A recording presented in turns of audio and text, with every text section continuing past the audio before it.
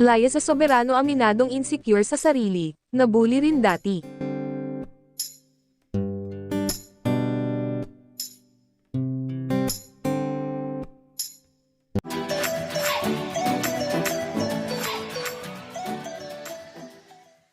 Kahit super ganda ni Liza Soberano, nakaranas din pala siya na putaktehin ng mga bully at minsan pa siyang tinawag na may galis aso.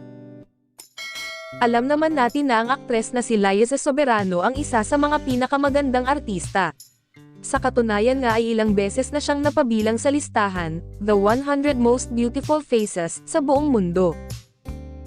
Pero gayunpaman, aminado si Liza na nakakaramdam pa rin siya ng insecurity sa kanyang katawan. Inisa-isa, at napag-usapan ito mismo ng aktres sa naging interview with celebrity doctor na si Vicky Bello. Aniya, madalas daw na mapansin sa kanya ang kanyang timbang na naging dahilan ng kanyang pagiging insecure noon. I think my number one insecurity would be my weight, sagot niya kay Dr. Vicky. Say pa niya, I think that's the secret all throughout my showbiz career. I would always get criticized for my weight fluctuating back and forth, and you know, like rumors about me being pregnant just because I gained a little bit of weight. It would really affect my mental health. Dahil din daw dyan ay madalas siyang makumpare sa ibang mga babaeng artista, pero nilinaw niya na may dugong Amerikana siya kaya normal lang na mas malaki ang kanyang katawan.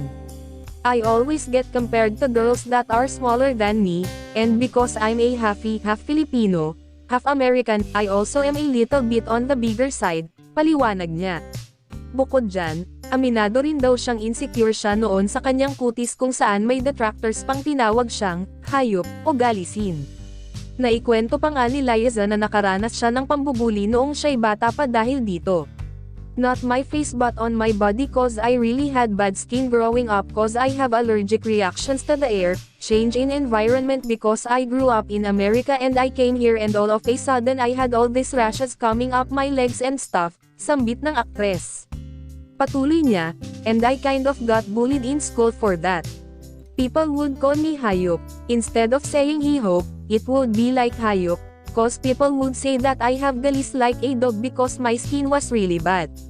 Then coming into showbiz, I remember people would always point out my knees and how they were all scarred up and also very dark compared to everyone else who had flawless skin, so that also triggered insecurity in myself, dagdag niya. At ang huli niyang nabanggit na insecurity sa katawan ay ang kanyang buhok. Ibinunyag niya na nagkaroon siya ng tinatawag na alopecia areata, isang kondisyon na nalalagas ang buhok dahil sa stress.